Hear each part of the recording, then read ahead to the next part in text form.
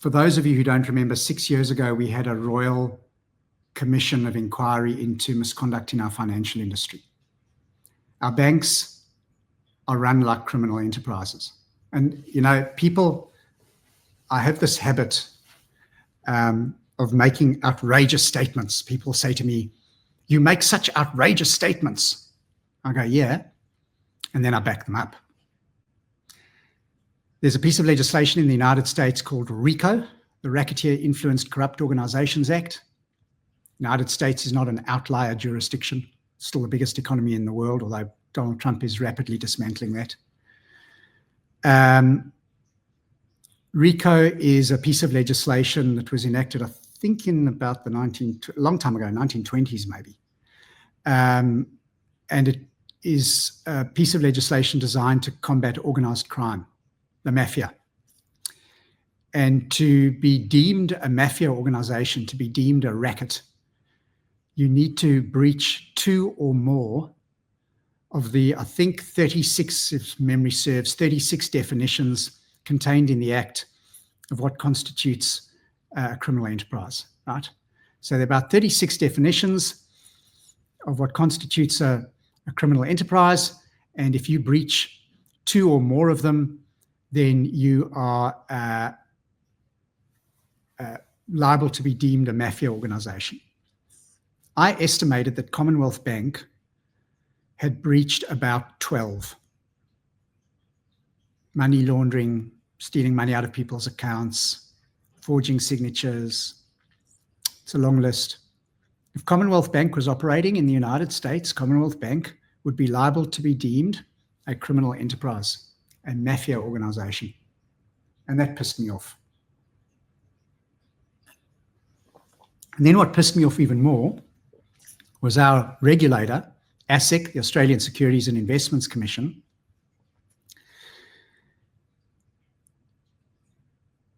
let me try and think of a suitable metaphor. ASIC, the Australian Securities and Investments Commission, has the responsibility of preventing this kind of stuff from happening.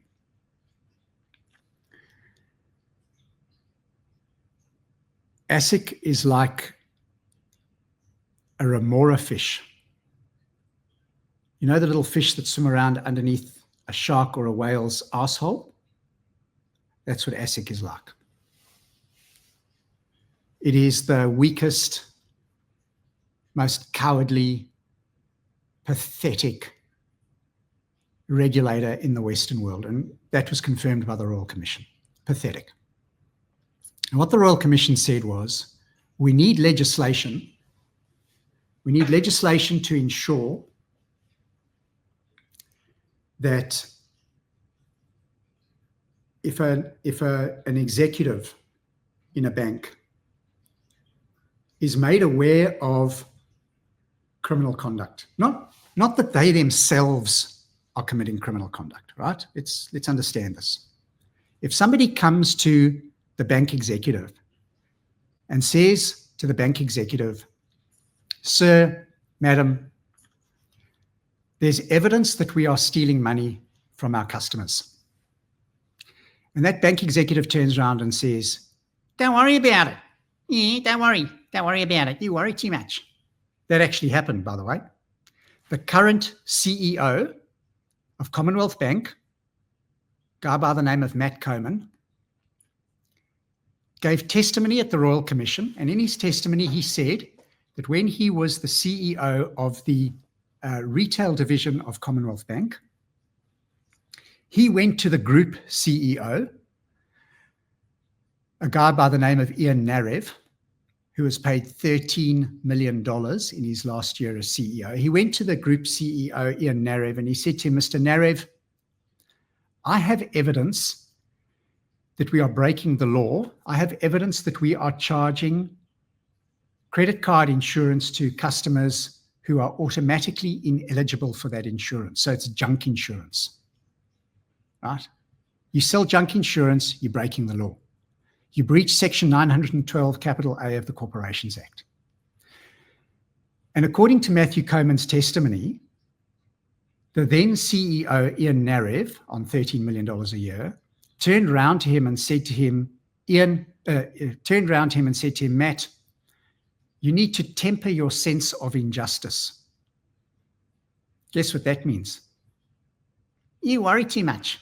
You don't worry about it. Look the other way. Conform to perform. Get along to go along. Turn a blind eye. Those 250,000 customers who are paying for junk insurance, that adds to our profit. That adds to our bottom line, buddy boy. And the more profit we make, the better. Because the more profit we make, it's better for a very important stakeholder. And guess who that stakeholder is? We're all made to think it's the shareholders. It's not the shareholders, it's bank executives and their bonuses. They hide behind this rubric of, I'm doing it for the shareholders, love the shareholders, want to do what's right for the... They don't give a rat's ass about the shareholders. All they care about is their own bonus.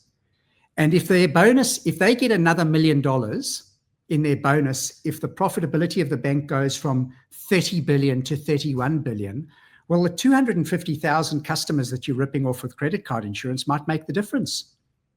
Could be the difference between me getting a $12 million bonus and a $13 million bonus. So temper your sense of injustice.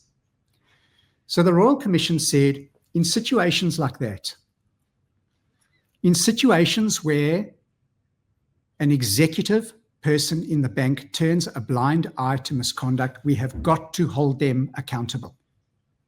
Well, that's good. That sounds reasonable to me. That sounds like a fair thing to do. So the government enacted legislation called the Financial Accountability Regime Act, the FAR Act. And then the Senate had an inquiry into the FAR Act. And I looked at the FAR Act, and guess what I found? There's a section in the FAR Act. It's called Section 21. Section 21 says, if you're a bank executive, responsible person to use the terminology in the legislation, but if you are a bank executive and you turn a blind eye to misconduct, then we will hold you accountable. It's not unreasonable. Somebody comes to you and says to you, you're breaking the law. All that you're expected to do is say, okay, well, we'll take steps to stop breaking the law. That's all. It doesn't hold bank executives accountable for everything that goes wrong. It doesn't hold them accountable for things that they have no idea about. It only holds them accountable if they are warned, sir, madam, we are breaking the law, and they go, don't worry about it. Section 21. Great, perfect, awesome, that's exactly what we need. If you go to Section 83, subsection 3, note 2, it then refers you to Section 81, which then refers you to Section 79, subsection 2 of the Regulatory Powers Act, which then refers you back to Section 21, and it says Section 21 cannot be enforced. So this is a complex deception, that's a great comment, the Farce Act. This is a complex deception that is put in place by the legislature and put in place by Treasury, Federal Treasury. Federal Treasury did this. I have no doubt they did this for a reason, which I'll come back to. They did this so that the public will think something's being done. Nothing's being done. It's all just smoke and mirrors.